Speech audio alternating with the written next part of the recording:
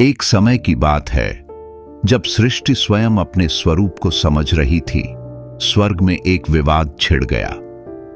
विवाद किसी साधारण देवताओं के बीच नहीं था, बल्कि ब्रह्मा सृष्टिकर्ता और विष्णु पालनकर्ता के बीच। दोनों ही खुद को सबसे बड़ा मान रहे थे।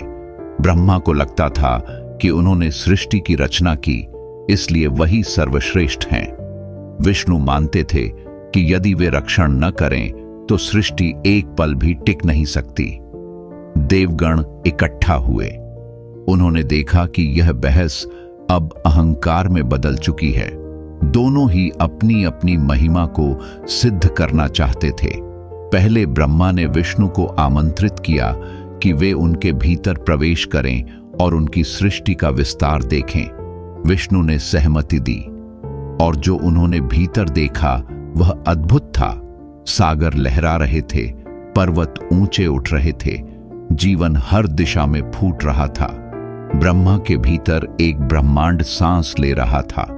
फिर विष्णु बाहर निकले और ब्रह्मा से आग्रह किया कि वे भी देखें कि उनके भीतर क्या है। ब्रह्मा जब विष्णु के भीतर गए तो स्तब्ध रह गए। वहां केवल सृष्टि नहीं थी, बल्कि अनंत आकाश गंगाएं, समय की धाराएं, भूत भविष्य और वर्तमान एक साथ बह रहे थे। वहां अनगिनत ब्रह्मांड थे जिनकी कोई सीमा नहीं थी। जब ब्रह्मा बाहर निकलने लगे तो उन्हें मार्ग ही नहीं मिला। अंततः वे एक कमल की डंडी से बाहर आए जो विष्णु की नाभि से प्रकट हो रही थी। दोनों ने एक दूसरे का विस्तार देखा, पर अहंकार अब भी शांत नहीं हुआ। विवाद फिर से शुरू हुआ और अब वे अस्त्र शस्त्र उठाने लगे। उसी क्षण एक दिव्य अग्निस्तंभ उनके सामने प्रकट हुआ।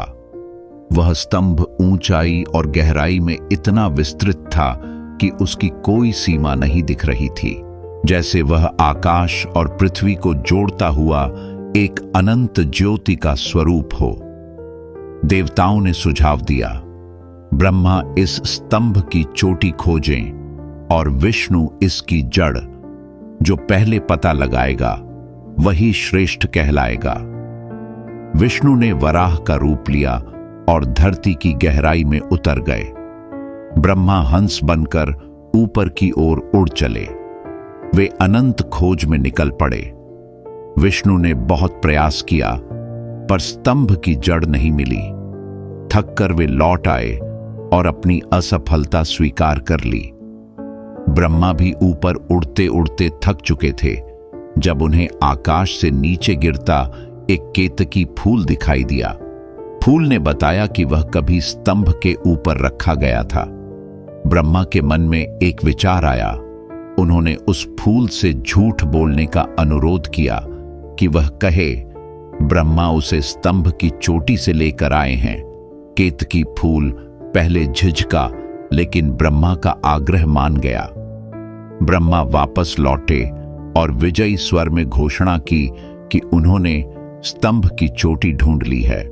उन्होंने फूल को प्रमाण के रूप में प्रस्तुत किया। केतकी ने भी झूठ की पुष्टि कर दी। विष्णु ने सिर झुका लिया। उन्होंने हार स्वीकार कर ली, लेकिन तभी वह स्तंभ फटने लगा। एक तेज गर्जना के साथ उसके बीच से शिव प्रकट हुए, ज्योतिमय, प्रचंड, अद्भुत। शिव ने ब्रह्मा की ओर देखा। वे सब कुछ जान चुके थे। उन्होंने बताया कि यह स्तंभ कोई साधारण अग्नि नहीं था, यह स्वयं ज्योतिर्लिंग था, परब्रह्म का प्रतीक, जो न आदि है न अंत, जिसे कोई छू नहीं सकता, जान नहीं सकता, बस अनुभव कर सकता है। यह स्तंभ इसलिए प्रकट हुआ था ताकि ब्रह्मा और विष्णु को यह सिखा सके कि उनका विवाद व्यर्थ है। कोई भी ईश्वर उस परम सत्य से बड़ा नहीं। विष्णु ने अपनी हार को सहजता से स्वीकार किया था, लेकिन ब्रह्मा ने छल का सहारा लिया। शिव ने कहा, यह शाप नहीं, बल्कि सच्चाई का परिणाम है। अब से कोई ब्रह्मा की पूजा नहीं करेगा और केतकी फूल, जिसने झूठ का साथ दिया, वह भी अब शिव को अर्पित नहीं किया जाएगा। शिव अंतर्धान हो गए, लेकिन एक व्यक्ति चुपचाप यह सब देख रहा था। दक्ष, ब्रह्मा का पुत्र। उसकी आंखों में आंसू थे, उसके मन में आग। पहले शिव ने उसके पिता का सिर काटा, अब पूजा भी छीन ली। एक गहरी नफरत उसके भीतर पनपने लगी, पर वह एक और कहानी है। इस प्रकार ज्योतिर्लिंग प्रकट हुआ, एक दिव्य प्रतीक जो बताता है कि सच्चा सत्य हर तुलना से परे है। सृजन और पालन दोनों महत्वपूर्ण हैं, लेकिन सबसे ऊपर होती है विनम्रता। सच्चा बल उस व्यक्ति में होता है जो हार को भी सम्मान से स्वीकार करता है, और जो झूठ के सहारे जीतता है वह असल में सबसे बड़ी हार का सामना करता है।